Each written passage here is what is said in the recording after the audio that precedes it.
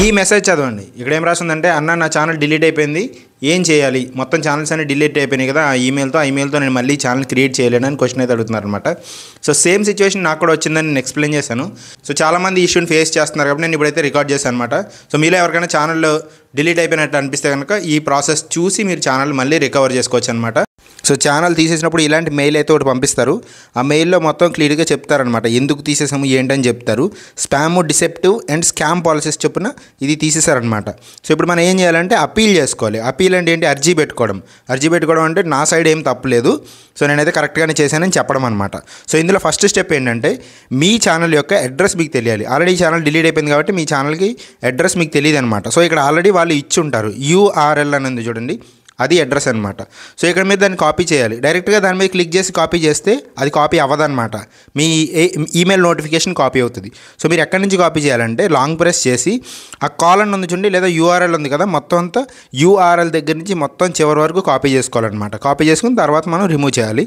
So మనం అక్కడ appeal అనే బటన్ ఉంది కదా, అపీల్ బటన్ మీద క్లిక్ చేస్తే ఈ పేజ్కి అయితే వస్తుంది అనమాట. మీ ఈమెయిల్ ఐడి కరెక్ట్గా ఉందో లేదో పైన చెక్ చేసుకోండి. సో ఏ ఈమెయిల్తో అయితే మీరు పోగొట్టుకున్నారో ఆ ఈమెయిల్ ఉండేలాగా పైన చూసుకోండి.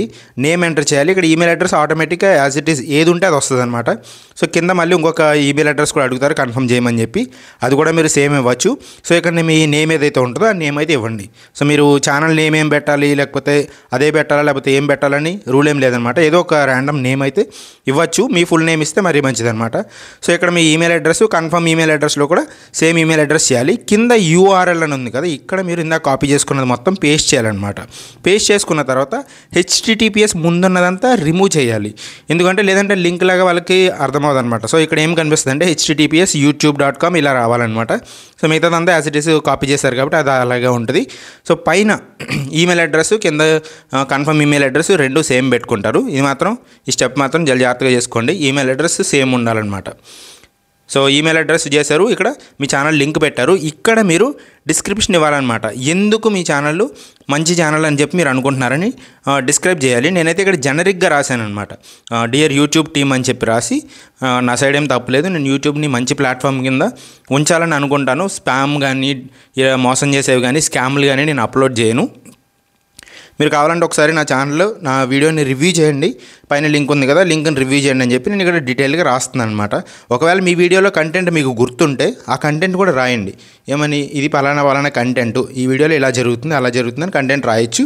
ఒకవేళ అదేం మీకు గుర్తు లేకపోతే కనుక సేమ్ నేను ఇక్కడ ఎస్డిసి ఏది టైప్ చేశాను అదైతే మీరు కాపీ చేసుకొని చేయొచ్చు, మీకు ఇంగ్లీష్ ఒకవేళ కొంచెం రాకపోతే కనుక. సో మొత్తం ఇక్కడ క్లియర్గా చూడండి, నేనైతే ఇప్పుడు గైడ్లైన్స్ ఫాలో అవుతాను, ఎటువంటి స్పామ్ ఇట్లాంటివి నేను అప్లోడ్ చేయను అని చెప్పి ఇక్కడ మెన్షన్ చేశాను అనమాట. సో మీరు ఏం చేయొచ్చంటే దీన్ని స్క్రీన్ షాట్ తీసుకొని మొత్తం టైప్ చేసిన తర్వాత ఆ స్క్రీన్ షాట్ని మీరు టైప్ చేయడానికి మీరు వాడుకోవచ్చు. లేదా ఇక్కడ పాజ్ చేసుకొని అక్కడ ఏదైతే నేను మెన్షన్ చేశానో ఆ మెన్షన్ చేసిందంతా ఒక పేపర్లో రాసుకోండి. మళ్ళీ మీరు అపీల్ చేసేటప్పుడు అంటే అర్జీ పెట్టేటప్పుడు మొత్తం అదంతా యాజ్ ఇట్ ఈస్ టైప్ చేసుకోండి. లేదా ఎక్కడైనా కాపీ చేసుకున్నది పేస్ట్ చేసుకోండి. సో ఇక్కడ క్లియర్గా రాస్తున్నాను చూడండి, ఎటువంటి స్పామ్ని అప్లోడ్ చేయను, యూట్యూబ్ మంచి ప్లాట్ఫామ్ కింద ఉండేలాగా నేను చూస్తాను, అందరికీ మంచి ప్లాట్ఫామ్గా ఉండాలని చెప్పి. సో అందుకని మీరు నా ఛానల్ని వెనక్కి ఇవ్వండి. అంతేకాకుండా ఈ ఈమెయిల్ ఐడికి సంబంధించిన మిగతా ఛానల్స్ని కూడా వెనక్కి ఇవ్వండి అని చెప్పి క్లియర్గా రాయాలన్నమాట. ఎందుకంటే ఒకే ఈమెయిల్ ఐడితో మనకి మల్టిపుల్ ఛానల్స్ ఉండొచ్చు కాబట్టి. సో నేనంతా టైప్ చేస్తున్నాను. ఇది మిస్టేక్ ఫ్రమ్ మెషిన్స్ అయి ఉండొచ్చు, మెషిన్స్ తప్పుగా తీసుకున్నాయి. సో మోస్ట్లీ ఇందులో స్పామ్ కంటెంట్ కానీ లేదు అని చెప్తున్నాను అనమాట. క్లియర్గా టైప్ చేస్తున్నాను.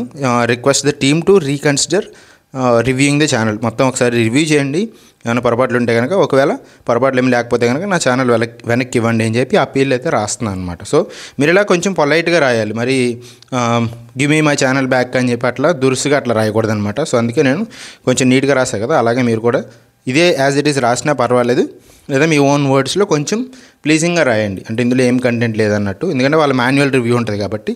సో నేను అంతా క్లియర్గా ఎక్స్ప్లెయిన్ చేసి నేమ్ కూడా ఇచ్చాను అనమాట.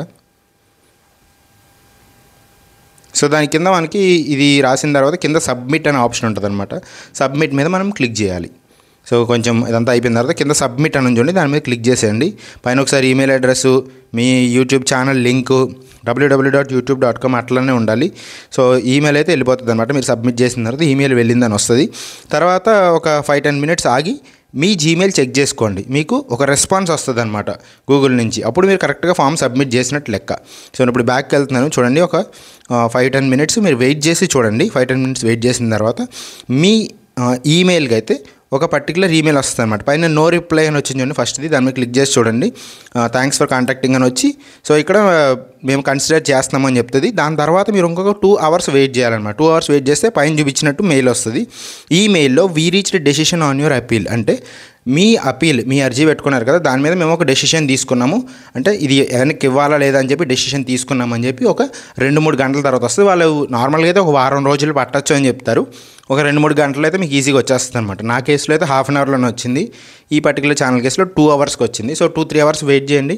లేదా అది ఒకవేళ వీకెండ్ అయితే, అంటే సాటర్డే సండేస్ అయితే కనుక 2 days 3 days వెయిట్ చేయండి, మండే వరకు. ఎందుకంటే వాళ్ళు వచ్చి రివ్యూ చేయాలి కాబట్టి, వాళ్ళు హాలిడేస్లో ఉంటారు కాబట్టి.